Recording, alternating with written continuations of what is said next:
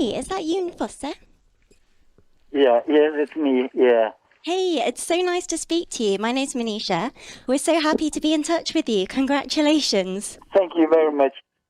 I'd love to ask you, how are you feeling today? How are you feeling about the prize?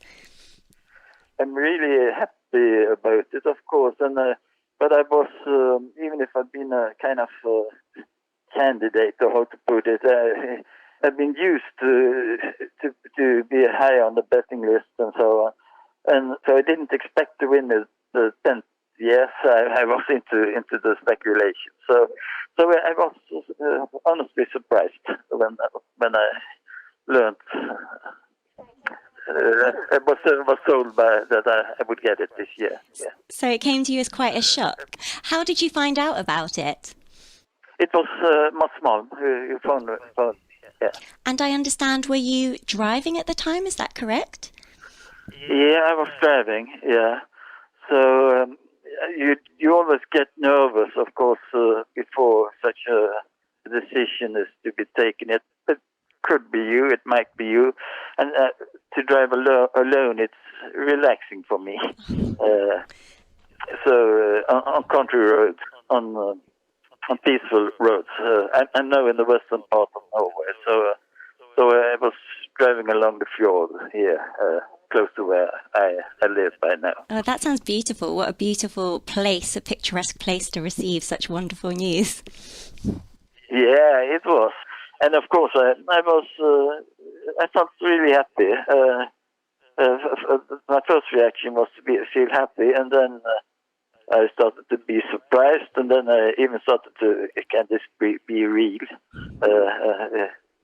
Feeling of lack of reality, how to put it. And then Mats Malm told me that if I didn't believe it, I could watch the television or watch the announcement on my Mac or something. And yeah. How have you spent your first day as a laureate? How has it been for you? My Norwegian publisher has tried to organize a kind of system if it happens. So, and I went to meet the press, and a lot turned up. I don't know how they knew it, but for somehow they knew it. So it took quite a while to do these interviews, and when I came back home, I had hundreds of emails. People are very kind to me. They write beautiful stories about my writing to me, and are honestly happy for me getting the prize. So I try to answer each and every one about it. So it's an enormous response, I think, and it's difficult to cope with it. So of course, to answer that many emails or messages, it takes quite a lot of time. I can imagine. But as some of these messages from readers, it sounds like it must be quite wonderful to get messages from readers. And I just read a very touching email. It was from a Greek woman who told me that my play Death Variations, that was the reason she was still alive. Otherwise she would have parted. It was very touching to read, yeah. Yeah, it must be really incredible to hear such words from people and feel like your work has touched people in that way, and it's had such a powerful impact on people's lives. It's a play about suicide, and she, of course, she must have been very close to committing suicide. Obviously, your output is very varied. You've written plays and poetries and novels. For somebody who is just being introduced to your work, would you recommend a particular piece that they start with? Yeah, I think one of my favorite novels, I think, is Morning and Night. But then it's translated into Swedish and English and many languages. So, and it's rather short. I guess I would suggest that. Is there something that you kind of particularly think about when you write, or is there something that writing especially means to you, like that it's very important in your life, or you find it to be a good way to express your feelings or what you're thinking about? No, I don't try to express anything.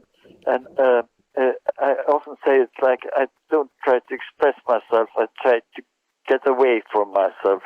by writing, to escape from myself, like drinking or whatever you do to get away from yourself. It's not a way to express myself. But and when writing, I feel that I enter another universe, another place. I change place, I change mood.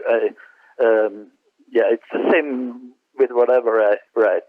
And then to manage to write well, that's the greatest happiness in life to me. When it's something is writing itself, and I know that I'm writing well. You forget about time. You're completely into what you are writing. So in this state of being completely into the writing, and the writing is writing itself, that's a great thing for me. That sounds wonderful. Do you have a message that you would give to aspiring writers, people who kind of look up to you or think? Yeah, that I have. You must stick to yourself. You must listen to yourself, to your inner voice, and not to others. When my first books were published and my first plays were produced, the reviews, they were almost really, really bad. I decided not to listen to it, but to listen to myself, to what I knew was good writing. Thank you so much. I really appreciate you taking the time to call us and speak with us. Yeah, of course. What are you planning to do for the rest of your day or the rest of this week? Tomorrow I have to drive from Bergen to Oslo, and my intention is at least to answer all of the people who have written to me. There are so many. Yeah, I think that's going to keep you busy for a while now. Yeah. As I said, I spent already many hours on doing that. So thank you so much for chatting to us. Thank you. And congratulations again. Thank you, and bye-bye. Bye.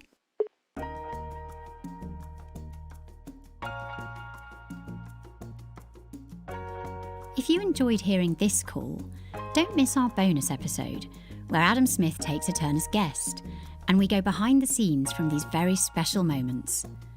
Find it on Acast or wherever you listen to podcasts.